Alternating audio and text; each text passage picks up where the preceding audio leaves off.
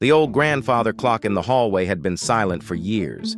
Its pendulum was still, its hands frozen at 6:32.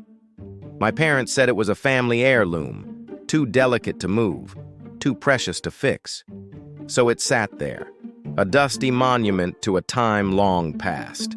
I'd grown up with it, barely noticing its hulking presence, until last Tuesday. It was a quiet night. I was up late, scrolling through my phone, the house settling into that deep silence it only finds after midnight. And then a sound, a slow, metallic groan, like old bones stretching. I froze, listening. It was the clock. A single resonant chime echoed through the house. Bong, 1 o'clock. But my phone said it was exactly midnight. I brushed it off. Old houses make weird noises, right?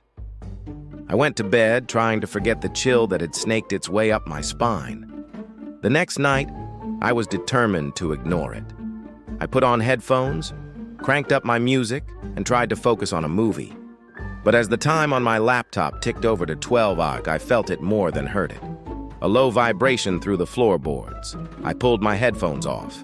Bong, bong, 2 chimes, 2 o'clock. But it was midnight. My heart hammered against my ribs.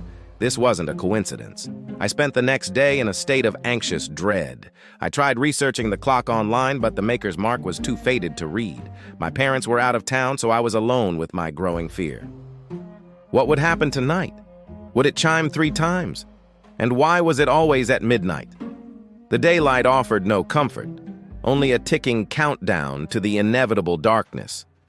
That night I decided to face it. I made a thermos of strong coffee and set up a chair in the living room directly facing the hallway. I wasn't going to hide. I was going to watch. The hours crawled by. 11:58, 11:59. The air grew thick and heavy. The silence was so absolute it felt like a pressure against my eardrums. My eyes were fixed on the clock's face, its frozen hands mocking me. And then, midnight. The first chime was deafening in the stillness. Bong. My breath caught in my throat. Bong. The second one followed, deep and guttural. I gripped the arms of my chair. And then, bong. The third chime. As the sound faded, something else happened. The small circular door on the clock's face, the one that showed the phases of the moon, creaked open. It was a tiny movement, barely perceptible. But in the dim light from the living room, I saw something inside. It wasn't a painted moon. It was an eye, a single, wet, glistening eye staring directly at me. It blinked slowly. I didn't scream. I couldn't. The sound was trapped in my lungs, which burned for air I couldn't draw. The eye just watched me, unblinking now, full of a cold, ancient intelligence. I was paralyzed, pinned to the chair by a fear so profound it felt physical. After what felt like an eternity, the tiny door slowly creaked shut. I sat there, shaking, until the first rays of dawn painted the windows gray. I didn't sleep. The next night, I knew I couldn't stay in the house. I packed a bag and went to a friend's place, making up an excuse about a burst pipe. I felt a sliver of relief, but the image of that eye was burned into my mind. I was dozing on my friend's couch when my phone buzzed. It was a notification from my home security app. Motion detected in the hallway at 12:01 a.m. I opened the app, my hand trembling. The video feed was grainy.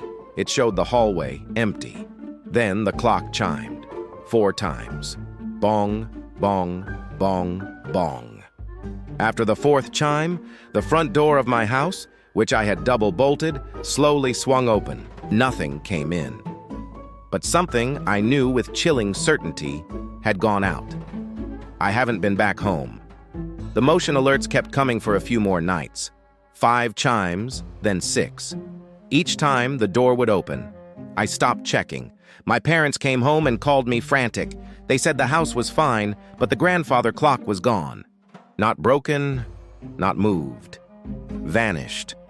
There's just an empty space in the hallway now, and a faint, discolored patch on the wallpaper where it stood for 100 years. Sometimes, when I'm up late, I think I can hear it. A faint, distant chime on the wind. Last night, I counted.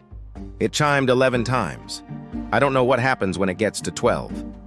I don't know what it's counting down to or what was looking for me from inside that clock. All I know is that I'm scared of midnight now, because somewhere out there, a clock is ticking, and it's getting closer to the final hour. And I have a dreadful feeling that when it strikes 12, it will have found me.